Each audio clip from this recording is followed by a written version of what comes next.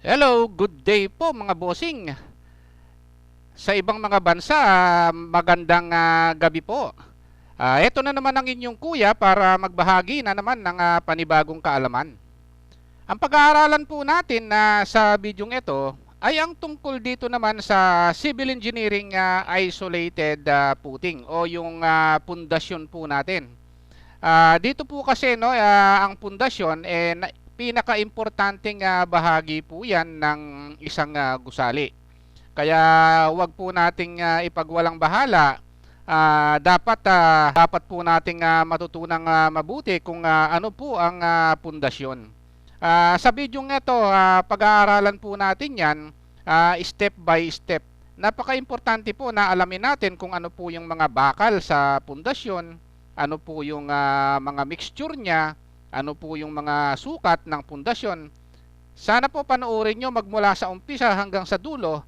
Marami po kayong matututunan sa video nating ito. Ang una po nating tatalakayin sa pundasyon ay ang tungkol sa iba't ibang uri ng pundasyon.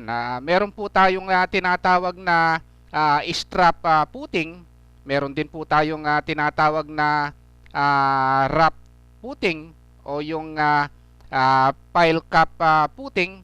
Meron din po tayong tinatawag na wall footing. Meron din po tayong isolated footing at iba pa.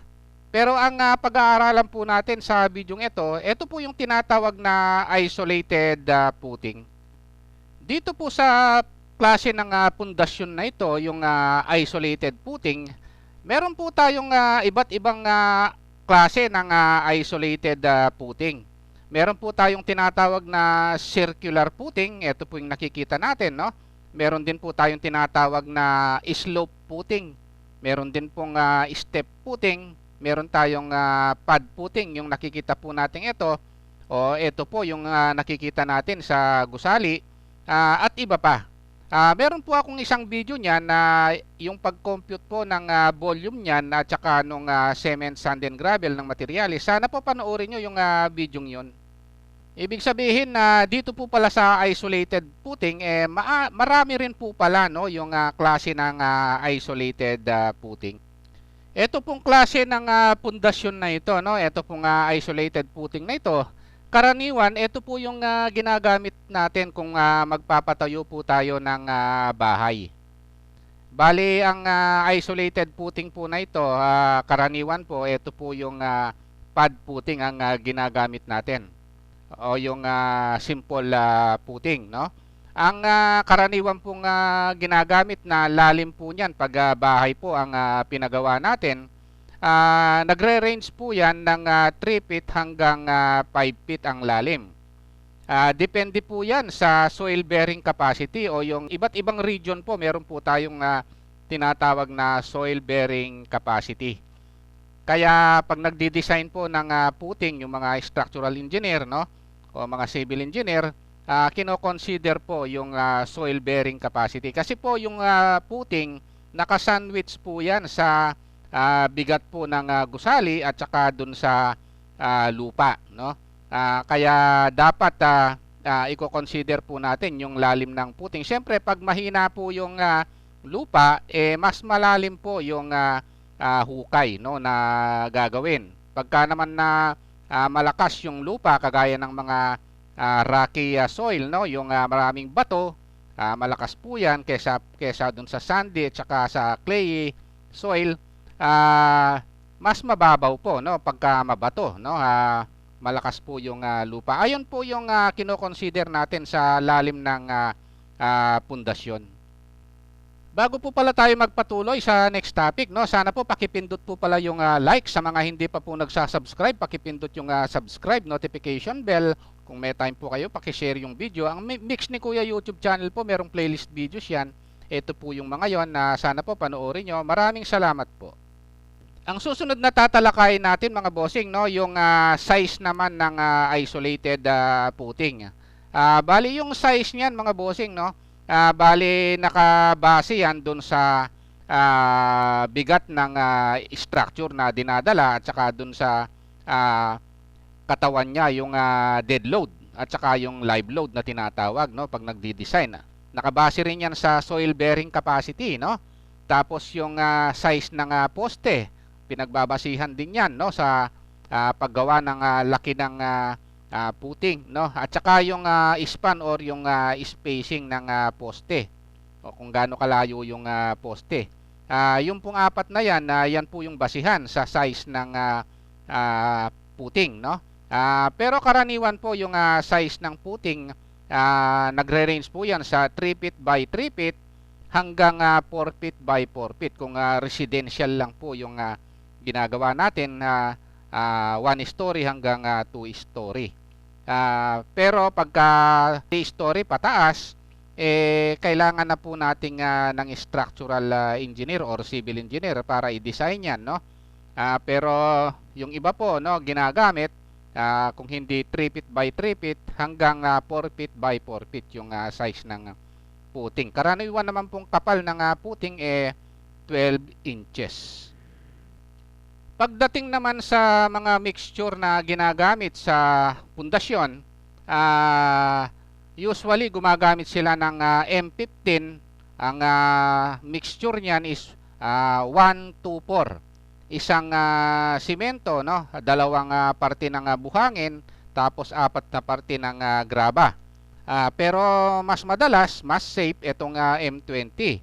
1:1.5:3. Ito pong mga M na ito, no, yung M15, M20, M5, M7.5, M25. Meron po akong isang video, no, na detalyado ko pong diniscuss kung ano po yung ibig sabihin ng M na yan. Sana po panoorin nyo yung video yon, no. Tungkol naman po sa concrete cover sa bakal, basta sa pundasyon po, no, ang minimum po niyan is 75 mm yung concrete cover. Ayun po, no. Kung sa biga 40 mm at saka sa poste ang concrete cover ng bakal, dito po 75 mm basta nakabaon sa lupa. 75 mm po ang minimum na concrete cover. Tungkol naman po sa estimation ng semento niyan, buhangin at saka ng graba, pati tubig, meron po tayong isang video. Sana po panoorin nyo yung materials estimate natin sa pundasyon, no? Tapos yung labor cost po niyan, ang nagiging basihan po niyan, meron din akong isang video, sana panoorin nyo. Volume po, kukunin po yung volume, tapos gagamit tayo ng Philippine standard, no, na sa construction productivity rate, no? Sana po panoorin nyo po yung labor cost at saka ng material cost video ko dito po tungkol sa isolated puting. Ang susunod po nating pag-uusapan na yung pong tungkol sa bakal ng puting, ng isolated puting ng pundasyon, no? Minsan po yung puting wala po siyang hook or bend, no? Kaya ang pag-estimate po ng bakal, yung concrete cover ileles lang po kabilaan, no? Tapos yung haba po ng bakal makukuha na po, no? Kasi yung kung ano po yung lapad ng puting natin, yung 75 mm kabilaan, ileles lang po yun. Yun na po yung haba ng bakal natin ng reinforcement, no? Bali ang karaniwan pong ginagamit na bakal dyan, kung residential, no, dito sa atin, 16 mm diameter po, no. By the way, meron po akong estimate tungkol sa bakal, no. Yung labor cost po, yung basihan natin pag may bakal po tayo, no. Bali timbang po 'yan, no. Yun naman pong hook, ang ginagamit diyan 16 times diameter ng bar. Kung ano po yung haba. Minsan po kasi may mga hook 'yan, no. Minsan po wala kung residential lang, no. Pero mas maganda po lagyan ng hook 'yan. Ang haba po ng hook is 16 dB. Meron po akong isang video, no. Diniscuss ko pong mabuti ron step by step kung paano po kunin yung mga hook na yan at saka bend ng isolated puting. Sana po panoorin nyo yung video yon. Pati po yung labor cost ng bakal natin, no. Meron po tayong video. Sana po panoorin nyo rin yung video yon. Meron din akong isang video, mga bossing, no, dito sa volume calculation ng isolated puting na ito, no, yung circular puting, kung paano computein yung volume niyan, yung pad puting or yung simple puting na tinatawag, yung slope puting, no, at saka yung step puting. Kung gusto nyo pong malaman yung computation sa volume niyan, meron po tayong isang video. Sana po panoorin nyo yung video yun. Tungkol naman sa alambre ng isolated puting mga bossing, ang tie wire na ginagamit dyan, number 16 na GI wire, no? Ang cut per piece po niyan is 0.25 meter to 0.3 meter or 250 mm hanggang 300 mm, no? Ang timbang po ng number 16 GI wire, 53 meters po yan per kilogram. By the way, meron po akong isang video, no, na estimation ng alambre ng isolated puting. Ayan po. Ayun lang po, no, yung naging topic natin sa video ng isolated puting. Kung nagustuhan nyo po itong video ito, sana po pakipindot lang yung like, subscribe, tsaka notification bell. Thank you very much and God bless po sa inyong lahat.